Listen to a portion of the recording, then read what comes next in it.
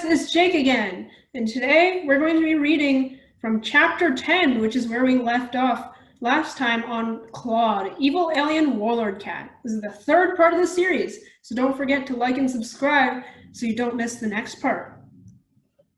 So let's get started. Oh, the humiliations of exile! A hairball! I have to find an extruviating robot on this planet. Back at the fortress, the humans released me from the cage and opened the items they had stolen from the territory of the bleeding man. And then they placed them before me, like an offering. Did they realize I was their superior? Were they pledging their undying loyalty to me? This would be most excellent. I inspected their gifts. There was a small tower with rope wound around it. A sculpture, maybe. There were also several fluffy fake animals that they tried to coax me into attacking and killing. Was this their idea of military training? These were disappointing offerings indeed. They next took out a box, poured some sort of sand into it, and attached a cover. They kept lifting me up and placing me inside. I had no idea what they wanted me to do in there. Dig? But why? Finally, there was the food, if you could even call it that. The only reason I knew they expected me to eat the pebble-like pellets was the way the big ogre kept pretending to put them into his mouth. Not that he was eating the pellets, no. The humans had something altogether different to dine on.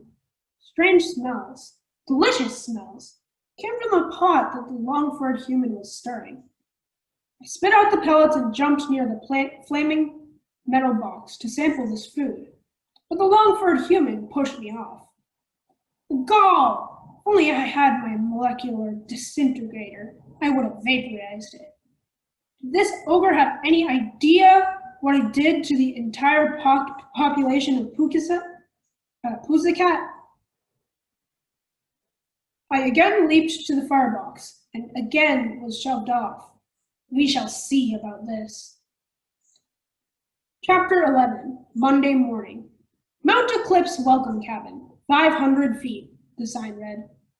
Even though we'd pulled into the parking lot, I was still desperately trying to get out of the whole nature camp thing. Mom refused to listen.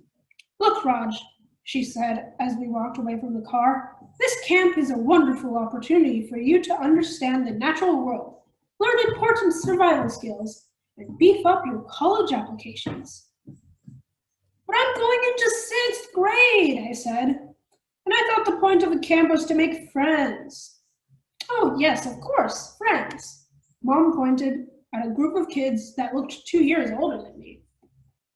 How about them? She said. As Mom signed me into camp, I watched the kids stab at trees with their pocket knives. I had no idea what they were doing, but they did not look friendly. When I turned back, my mom was already walking to her Prius. Have fun, she called, and drove away. Fun. Yeah, right. Hi, what's your forest name? A girl had just materialized in front of me, like some sort of nature ninja. Her face was painted with mud. My what? The dried mud was cracking on her cheeks. It looked itchy. At Camp Eclipse, everyone has a forest name. Mine is Cedar, she said. Before I could say anything, I felt a big hand press down on my shoulder. I turned around to see a kid the size of a refrigerator looming over me. I'm Wolf, he said. That's a great forest name, Cedar said. That's my real name, the big guy said. My forest name is Steve. Cedar and I looked at each other. It seemed like a bad idea to correct him. What's your name? Steve asked me. I'm Rat. I started to say my real name, but that was wrong. So I thought fast and finished. Rat? Did I just name myself Rat? Do they even have rats in nature? Steve grinned. That's cool. We're going to learn so much in nature camp. You guys are going to love it, Cedar cried. I can't wait until survival night. Just as I was about to ask what survival night meant exactly, the sound of a strange hissing animal filled the air. Except it wasn't an animal. It was a tall, skinny guy with a big, bushy beard.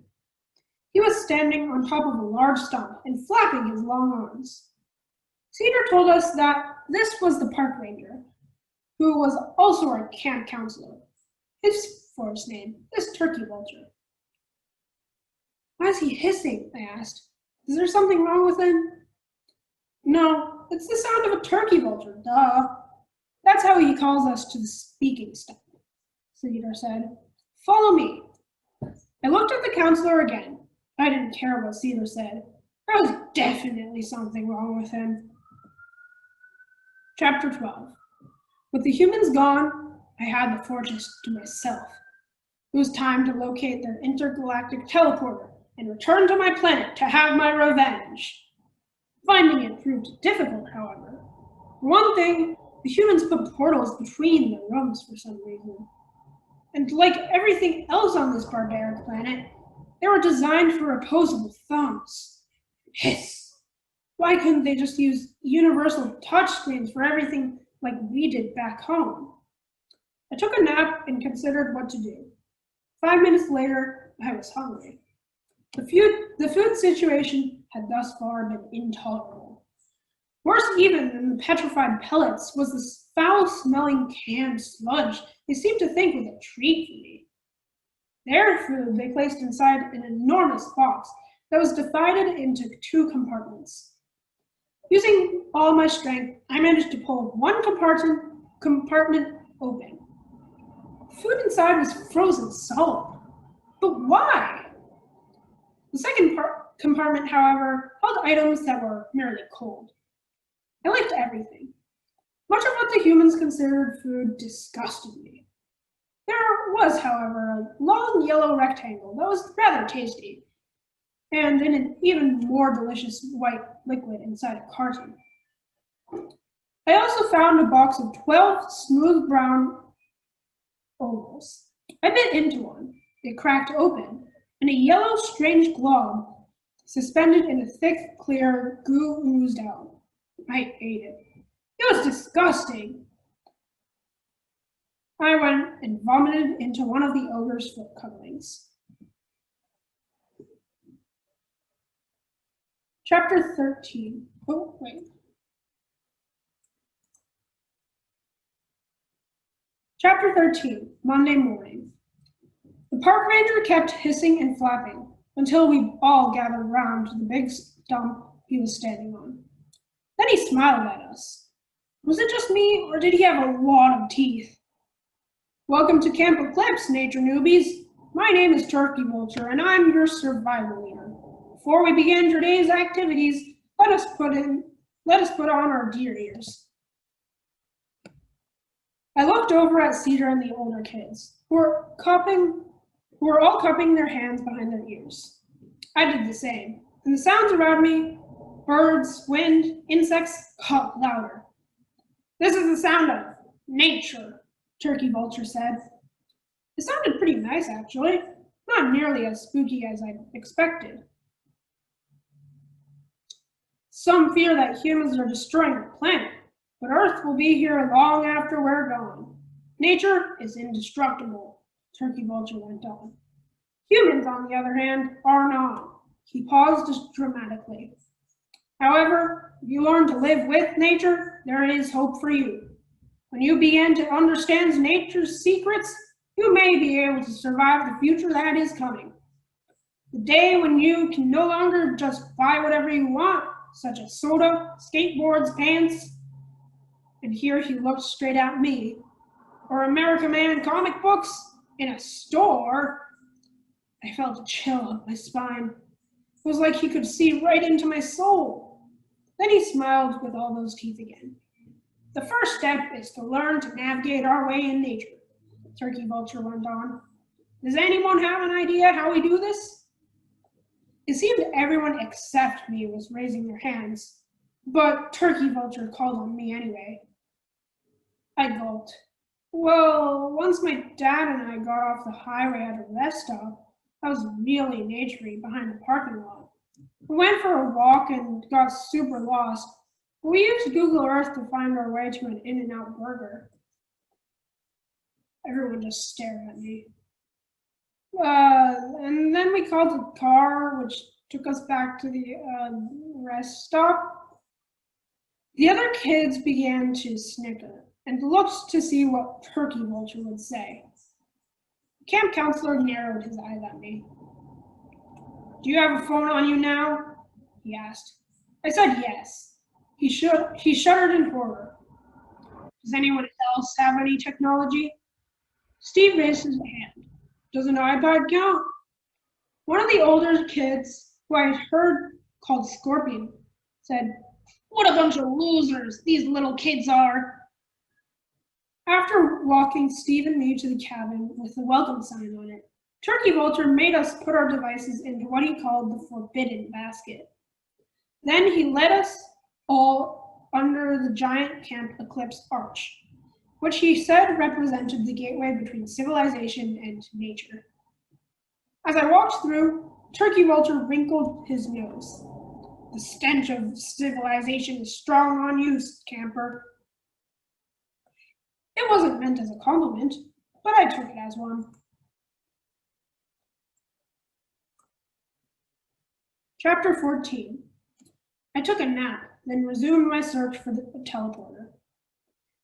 There were large brown boxes scattered throughout the fortress, and I had discovered that this was where the humans kept their technology. You could even call it that. It was all so primitive, and nothing even worked. Enraged, I batted at the thin black tail of the nearest appliance. Almost all their technological objects had tails with 3 silver prongs at the tip. Were they for decoration? Everything does look better with a tail after all.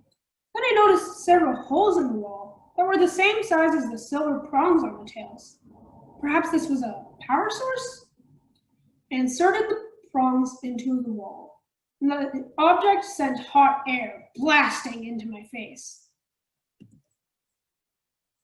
I shut it off and began putting more tail prongs into wall holes. The results were extremely disappointing. Most of the humans' apparatuses had to do with creating light or heat. After more searching, I found what I'd hoped was a photon gun, but the wire contraptions at the end of it did not fire 10 gigajoules of electricity. It just spun around. I could not imagine what this was for. You could barely maim even one enemy at a time with it. On the bright side, the brown boxes were satisfying in their own right, like our wonderful sleeping quarters back at home. I got in one and took a nap. Refreshed, I looked through more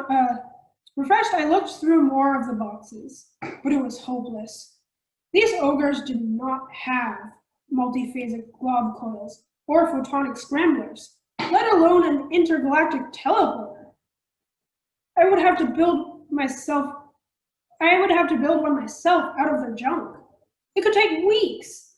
And where would I even work? The only place I had any privacy was in the covered box filled with sand. I brought their most promising piece of technology inside the box and began to take it apart. It had a tying mechanism and a spinning tray, and it created radiation. Useful.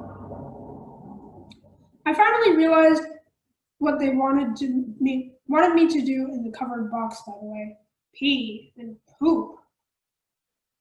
The humans apparently wanted to collect feline excrement.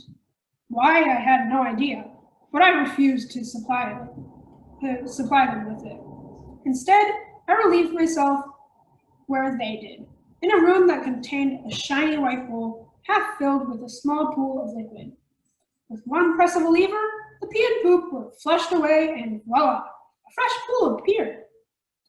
It was certainly their most interesting device. Where were those terrible humans anyway? They had been gone many nap times. Would they ever return? I feared the battle had gone poorly for them. All right, guys, so we've just hit chapter 15, and that's where we're going to end off for today. Don't forget to like and subscribe so you don't miss the next upload. Bye, guys.